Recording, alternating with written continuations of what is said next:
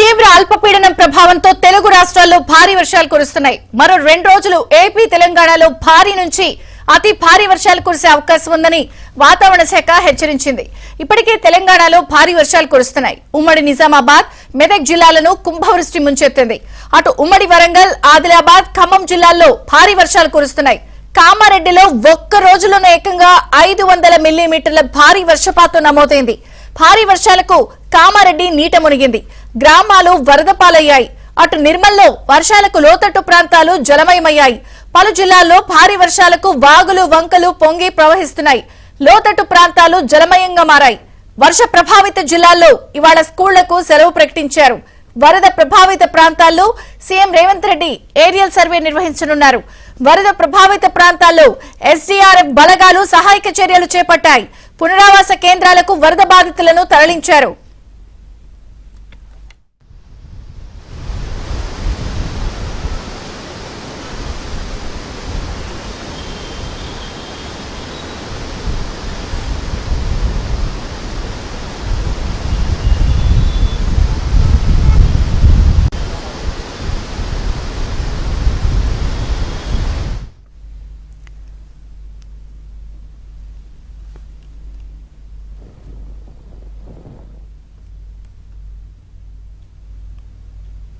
ఇక బంగాళాఖాతంలో ఏర్పడినటువంటి అల్పపీడన ప్రభావంతో తెలంగాణలో 10 జిల్లాల్లో కుంభ వృష్టి వర్షాలు కురుస్తున్నాయి. ప్రధానంగా వరుణుడు ఉగ్రరూపం దాల్చాడు.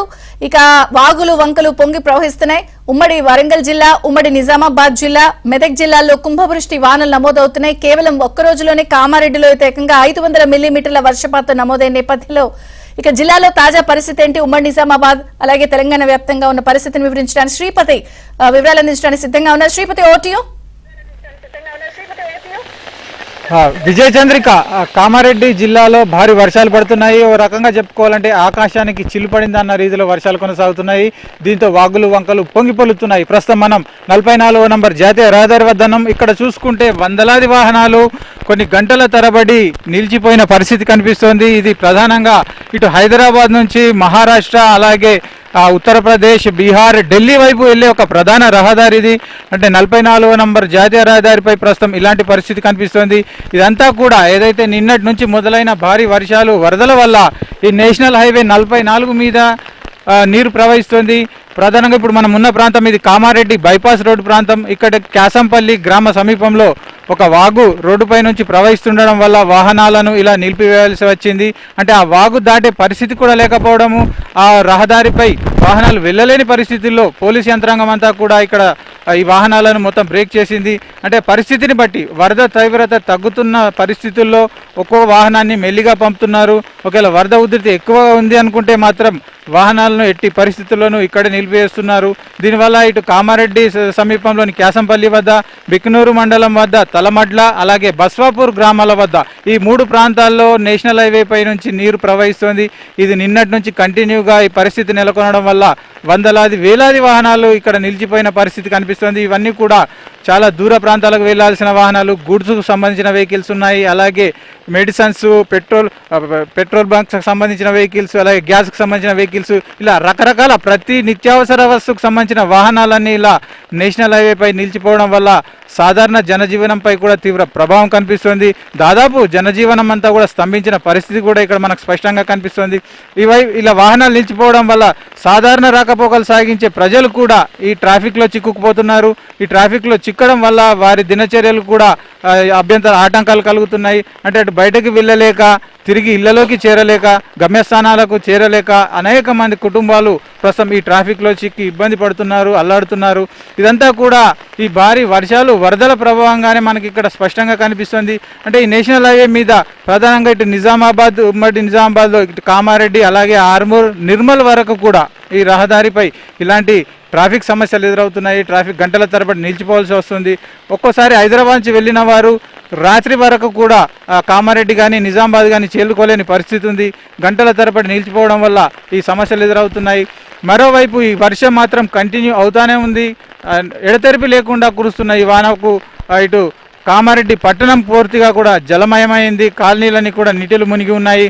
ఇటు housing board colony, Ashok Nagar, Vidyanagar colony, Bathukammakunta లాంటి ప్రాంతాలన్నీ ఇప్పటికి కూడా ఇళ్లలో నీళ్లు చేరి ఇల్లంతా ఇబ్బందిగా మారిన పరిస్థితి ఉంది. మరోవైపు ప్రాజెక్టు కూడా పొంగి ప్రవహిస్తున్నాయి. ఇటు నిజాం సాగర్, శ్రీరామ్ సాగర్ ప్రాజెక్టులోకి భారీ వరద కొనసాగుతోంది. ఒక్కో ప్రాజెక్టులో సుమారు 2 లక్షల నుంచి 3 లక్షల క్యూసెక్కుల ఇన్ఫ్లో కొనసాగుతుంది. దానికి అనుగుణంగానే గేట్లను ఎత్తి నీటిని కిందికి వదులుతున్నారు. ఏదైతే కళ్యాణి ప్రాజెక్టుకు సంబంధించి ఎల్లారెడ్డి సమీపంలో ఉన్న ఒక చిన్న డ్యామ్ కళ్యాణి ప్రాజెక్టు కూడా కొద్దిసేపటి క్రితమే గండిపడింది. ఈ గండి నుంచి కూడా నీరంతా కూడా కిందికి వృధాగా పోతుంది. దీనివల్ల ఈ ప్రాంతంలో వ్యవసాయ పంట చేలు మునిగిపోయాయి. కొన్ని గ్రామాలను కూడా జల దిగ్బంధంలో చిక్కుకున్నాయి. ఓవరాల్గా చూసుకుంటే ఇటు నిజామాబాద్, కామారెడ్డి జిల్లాలో ఈ ఎడతెరిపి లేని వర్షాల వల్ల జనజీవనం పూర్తిగా స్తంభించిందని చెప్పుకోవచ్చు. ఒకవైపు వ్యాపార లావాదేవీలు లేవు, ఇతర వ్యవసాయ పనులు చేసుకోవాల్సిన కూడా ఇబ్బంది పడుతున్నారు. అలాగే దినసరి కూలీలు, రోజువారీ పనులు చేసుకునేవారు, కూలీలంతా కూడా చాలా ఇబ్బందుల్లో ఉన్నారు. అయితే ఈ వరదల వల్ల పాఠశాలలకు, కాలేజీలకు కూడా, విద్యా సంస్థలకు అధికారులు సెలవు ప్రకటించారు. పిల్లలు బయటకు వెళ్లకుండా, ఎలాంటి ప్రమాదాలు జరగకుండా కూడా అధికార యంత్రాంగం. శ్రీపతి, ప్రధానంగా కామారెడ్డి బిక్కనూరు రైలు మార్గంలో వరద ప్రవాహం ఏర్పడడంతో రైలు రాకపోకలు కూడా ఇబ్బంది ఏర్పడింది కదా, ప్రధానంగా వాటి పరిస్థితి ఏంటి? హైదరాబాద్, కామారెడ్డి మధ్య కూడా రాకపోకలు నిలిచిపోయాయి అంటున్నారు. మళ్ళీ రాబోయే 2 రోజుల్లో ఫ్లాష్ ఫ్లడ్స్ అలర్ట్ కూడా ఉంది. అప్డేట్స్ ఏంటి? ఎస్ విజయ్ చంద్రిక, బిక్కనూరు మండల్ తలమడ్ల వద్ద రైల్వే ట్రాక్ కింద నుంచి నీళ్లు బయటకు వెళ్ళాయి. ఆ నీటి వల్ల రైల్వే ట్రాక్ మరమ్మతు పనులు కూడా ప్రస్తుతం మొదలయ్యాయి. వీటిపై రైళ్లు వెళ్ళలేని పరిస్థితుల్లో ఇప్పటికీ 12 రైళ్లను రైల్వే శాఖ రద్దు చేసింది. అలాగే 4 రైళ్లకు దారి మళ్లించారు. ఆదిలాబాద్ మార్గంలో ఒక రైలు వెళ్తుంది, మరోవైపు నాందేడ్ నుంచి ముంబై వైపు మళ్లించారు. అంటే మిగతా రైళ్లన్నింటినీ కూడా అంటే నిర్దేశిత సమయాల ప్రకారం మళ్లించాల్సిన పరిస్థితి మాత్రం కనిపించడం లేదు. అంటే దీనికి రద్దు చేసిన రైళ్లను కూడా తిరిగి పునరుద్ధరించే పరిస్థితి లేదు. మొత్తంగా నిన్నటి నుంచి సుమారు 24 గంటల నుంచి కూడా ఈ రైల్వే రాకపోకలు, అలాగే రహదారి రాకపోకలు పూర్తిగా స్తంభించాయని మాత్రం స్పష్టంగా కనిపిస్తోంది. అయితే రైళ్ల పునరుద్ధరణ కోసం ట్రాక్ల మరమ్మతు పనులు ఒకవైపు కొనసాగుతున్నాయి. అయితే వరద తాకిడి ఎక్కువగా ఉండడము, రైల్వే ట్రాక్ కింది నుంచి నీళ్లు పోతుండడం వల్ల మరమ్మతు పనులలో కూడా జాప్యం జరుగుతోంది. వాస్తవానికి ఈ ప్రాంతాలకు అంటే మరమ్మతులు చేయాల్సిన ప్రాంతాలకు చేరుకోవడంలో కూడా అధికారులకు ఇబ్బందులు కలుగుతున్నాయి.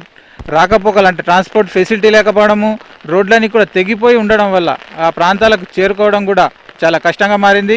ఇలాంటి పరిస్థితుల్లో ఇటు రవాణా వ్యవస్థ కూడా పూర్తిగా స్తంభించిందని చెప్పుకోవచ్చు. అంటే కామారెడ్డి ప్రధాన కేంద్రంగా మధ్య కేంద్రంగా ఉంది. ఇక్కడ నుంచి హైదరాబాద్ వైపు, అలాగే ఇటు నిజామాబాద్, నిర్మల్ వైపు కూడా రాకపోకలు లేవు.